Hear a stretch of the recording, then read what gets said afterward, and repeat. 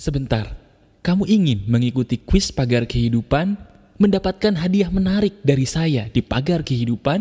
Follow dong Instagram pagar kehidupan di Inspirasi Pagar Kehidupan. Ingat, akun resmi pagar kehidupan hanyalah Inspirasi Pagar Kehidupan, bukan yang lain. Di follow ya.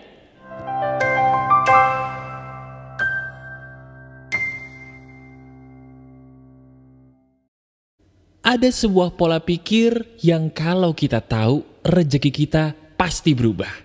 Halo semuanya, apa kabar? Ada saya kembali, Aryan Surya, sahabat baik kamu dari Pagar Kehidupan. Teman-teman, ada banyak orang-orang di sekitar saya yang merasa sangat bingung. Bingung bagaimana caranya supaya kita bisa memperbaiki rezeki dengan cara yang termudah. Nah, kali ini saya punya cara yang termudah yang insya Allah dengan izin Tuhan bisa merubah rezeki kita, tapi cara ini masuk akal, nggak perlu pakai dukun, apalagi menjadi orang yang lupa kepada Tuhannya. Ini halal. Penasaran? Ini dia. Cara ini saya beri nama menggali harta karun yang tersembunyi. Sekali lagi, cara ini saya beri nama menggali harta karun yang tersembunyi. Waduh, Mas Bro, emangnya kali ini kita mau diajarin menggali harta karun di mana nih? Kok kayak ini seru banget? Bukan. Maksud saya menggali harta karun yang tersembunyi itu bukan di luar sana, tapi yang ada di dalam diri kita sendiri. Jadi gini teman-teman, video ini terinspirasi oleh sebuah pertanyaan dari teman saya. Kemarin ada seorang teman saya bertanya kepada saya begini, "Bro, kalau seandainya lu punya anak, kemudian anak lu mau masuk ke jalur perkuliahan, apakah lu mengizinkan dia untuk berkuliah atau tidak?" Karena bagaimanapun, Pagar Kehidupan pernah ada ya sebuah video yang mengatakan bahwa kuliah itu penting, tapi tidak penting-penting amat. Ingat gak? Ingat ya? Nah, kalau seandainya anak saya nanti udah umurnya masuk kuliah, apa yang akan saya lakukan? Nah, akhirnya saya menjawab sebuah pertanyaan itu dengan jawaban seperti ini. Hal yang akan saya lakukan adalah, pertama, saya membebaskan dia untuk memilih jalur perkuliahan yang dia mau. Bebasin dulu, gak usah kita yang ngatur, dia yang memilih mau kuliah apa. Nah, yang kedua nih, ini yang jadi topik di dalam video ini dan ini penting banget. Saya akan mengatakan kepada anak saya bahwa saya sebagai orang tuanya hanya akan membiayai perkuliahan dia semester awal. Betul, hanya semester awal lu gue bayarin. Tapi sisa-sisa semester berikutnya, kamu cari duit sendiri, bayar sendiri. Waduh Mas Bro, kok kejam banget sih? Kenapa harus begitu, kan dia baru masuk kuliah, kasihan. Nah itu dia. Itu yang membuat seseorang menjadi tidak maju-maju. Karena orang itu tidak dilatih kemampuannya untuk menciptakan uang. Saya ulangi. Di sini saya mengatakan menciptakan uang, bukan mengejar uang. Nah sekarang, sadar nggak sih kamu bahwa orang itu menjadi susah rezekinya, mohon maaf, karena dia berpikir uang itu harus dikejar. Padahal uang itu tidak boleh dikejar. Uang itu hanya boleh diciptakan. Sekali lagi, uang hanya boleh diciptakan, bukan dikejar. Kenapa? Karena uang semakin dikejar, semakin menjauh. Sadar? Nah, pertanyaan kamu pasti begini. Emang apa bedanya Mas Bro antara mengejar uang dan menciptakan uang? Bukannya sama aja ya? Mak perbedaannya di mana sih? Perbedaannya tuh ada dan bahkan sangat besar. Begini, dengarkan baik-baik. Kalau orang itu bekerja mengejar uang, ciri khas dari perilaku mereka adalah ketika mereka bekerja, nomor satu yang gue pentingin apa? Uang. Uang dan uang. Saya punya teman, dia bekerja menjadi seorang agen MLM dari sebuah produk kesehatan yang oke punya. Produk kesehatannya pun saya suka, produknya bagus. Tapi sayangnya teman saya ini yang katanya mau menolong orang, dia pola pikirnya salah teman-teman. Dia pengen nolongin orang pakai produk MLM yang dia jual, tapi sayangnya nomor satu bagi dia yang penting adalah duit. Yang dia lakukan adalah dia sambil nolongin orang, belum apa-apa, orangnya belum ketolong, udah disuruh beli paket yang mahal. Lu beli paket yang diskon 35% dong. bayarnya lebih mahal tapi lu yang untung, lu beli sama gue ya. Dipaksa terus. Akhirnya orang-orang yang tadinya pengen ketolong malah jadi pusing mikirin duit, gimana caranya bayar. Menurut kamu, itu terpuji apa tercela perilaku teman saya? Dan menurut kamu lagi, tolong dijawab dalam hati. Apakah perilaku teman saya ini bisa membuat rezekinya bagus atau malah menurun di kemudian hari?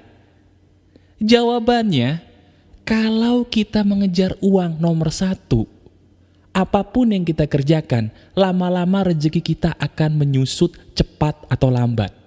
Saya ulangi ya, tolong dengarkan baik-baik, ini penting. Kalau kita nomor satu hanya mengejar uang, bisnis apapun, pekerjaan apapun yang kamu kerjakan, percaya deh sama saya, keuangannya akan justru semakin lama semakin menurun, dan semakin menurun. Kenapa? Karena kamu sudah mulai mengejar uang. Titik. Nah, itu yang saya larang, mengejar uang. Nah, kalau menciptakan uang itu berbeda. Perbedaannya adalah yang pertama, yang dia kerjakan itu nomor satu bukan untuk uang. Oh, saya juga kerja nomor satu bukan untuk uang. Ah, masa sih? Yakin? Coba. Teman saya tadi tuh, yang jual MLM produk kesehatan juga bilangnya gitu. Saya pengen nolongin orang. Tapi kalau saya nggak membeli produk dari dia, dia marah. Dia ngambek, nggak mau ngomong lagi sama saya. Nah, itu apa namanya? Menolong saya? Enggak. Dia mengincar uang saya. Coba, sekarang bagi kamu yang ingin bekerja menolong banyak orang, yakin? Yakin apa enggak? Apa jangan-jangan nomor satu duit juga? Nah, percaya deh, ketika kamu nomor satu adalah uang, dan uang itu kamu kejar, uang itu akan semakin menjauh.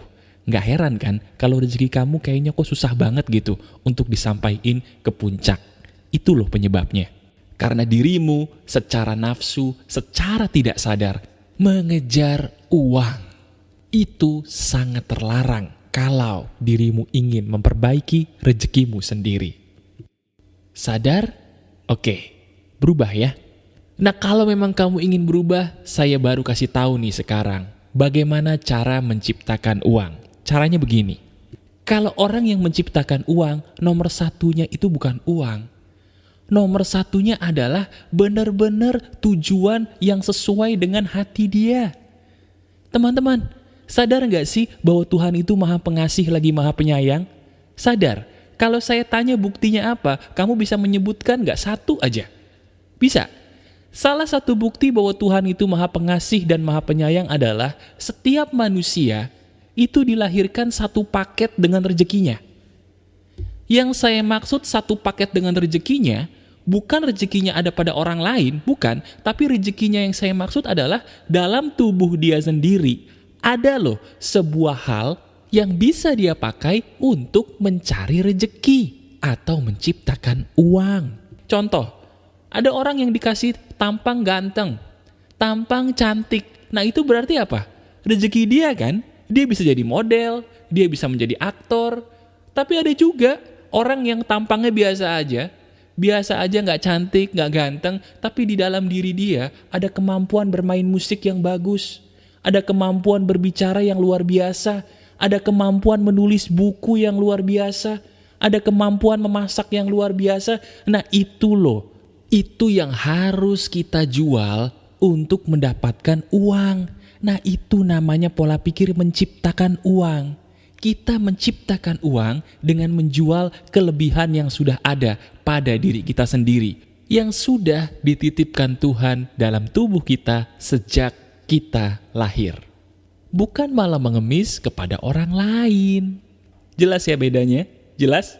Nah, sekarang bayangin deh, kalau anak saya paksa di semester berikutnya untuk bayar sendiri, dia akan memutar otaknya kan? Untuk mencari apa yang bisa dia jual yang berasal dari dirinya sendiri. Dan percaya deh teman-teman, emang orang itu harus kepepet dulu supaya dia bisa memaksa dirinya mengeluarkan kemampuannya yang terbaik. Nah, itu bahan praktek kamu saat ini. Saya tidak ingin lagi kamu mengeluhkan soal rezeki, kamu mengeluhkan bahwa saya itu tidak punya apa-apa yang bisa saya jual dari diri saya. Sekarang saya cuma pengen kamu buat hidupmu jadi kepepet. Caranya bagaimana? Caranya mudah. Syukuri masalah. Loh, bener gak? Masalah itu kan membuat kita kepepet toh. Tadi saya bilang, orang gak akan tahu dirinya itu seperti apa kalau dia tidak kepepet. Berarti kalau masalah itu membuat kita kepepet, berarti masalah itu berkah dong. Iya kan? Kalau gak ada masalah kita gak bisa berkembang. Setuju gak? Nah itu, sekarang taruh di otakmu, masalah adalah berkah bagi saya supaya saya berkembang. Itulah sebabnya saya buat anak saya di masa depan nanti kepepet, supaya apa? Supaya dia bisa segera mengeluarkan kemampuan dari dalam dirinya sendiri dan dia bertumbuh. Bagaimana dengan kamu, teman-teman? Apakah kamu gak bosan rezekimu segini-segini aja? Apakah kamu gak bosan selama ini banyak utang yang tidak lunas-lunas? Kalau memang sudah bosan, ayo. Nomor 1, jangan ngejar uang terus. Jangan tiru teman saya tadi. Tirulah dirimu sendiri yang merupakan sahabat pagar kehidupan cerdas. Kejarlah nomor 1, apa yang ada dalam dirimu kamu jual. Uang itu nomor 2. Yang penting kamu puas dulu. Bisa mengeluarkan apa yang berasal dari dalam dirimu untuk menolong orang banyak. Dan percaya deh, ini sudah saya praktekkan berkali-kali dan sudah saya uji di orang-orang yang saya bantu. Ini benar loh. Ketika dirimu fokus dengan ketulusan total, menolong banyak orang dengan kemampuan yang ada dalam dirimu yang sudah diberikan Tuhan, itu rezeki malah naik. Rezeki malah naik ketika dirimu tidak fokus mengejar uang, tapi menciptakan uang dengan cara yang saya ajarkan tadi. Kalau mereka bisa, kalau saya dengan izin Tuhan bisa, kenapa kamu tidak mau mencoba? Setiap orang berhak untuk menjadi lebih baik. Dan ini loh, video ini adalah petunjuk dari Tuhan yang Maha Kuasa untuk menolong kamu. Masalahnya, kamu mau gak ditolong? Kalau mau, buktikan dengan mempraktekkan isi video ini. Oke? Kalau kamu merasa suka banget dan ketolong dengan apa yang saya katakan di video ini, klik jempol ke atasnya bagi saya dan bagikan video ini kepada orang-orang di luar sana supaya mereka semua pun terbantu dengan adanya pertolongan dari kamu. Oke? Masih ada saya Aryan Surya, sahabat baik kamu dari Pagar Kehidupan. Tetap keep spirit, keep sharing, and keep loving. Bye-bye.